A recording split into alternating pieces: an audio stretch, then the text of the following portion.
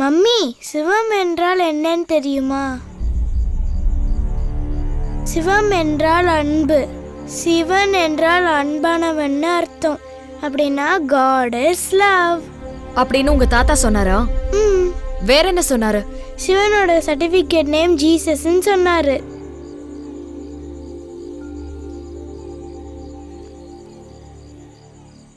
இதோ பாருங்க, நீங்க நர்ஸ் வேலை செய்யறேன்னு சொன்னீங்க. அதுக்கு கூலியா காசும் கொடுத்துடுறோம். உங்களோட உதவாத உபன்யாசத்தெல்லாம் குழந்தைகிட்ட வச்சுக்காதீங்க. நீங்க கேட்டுக்கிட்டதுனால தானே நாங்க ஒத்துக்கிட்டோம். நர்ஸ் வேலையை மட்டும் பாப்பீங்கன்னு பார்த்தா அடிஷனலா கூடவே இந்த வேலையும் செய்வீங்களா? நாங்க நிம்மதியா இருக்கிறது உங்களுக்கு பிடிக்கலையா? இப்ப என்னமாச்சு? இன்னும் என்ன ஆகணும்?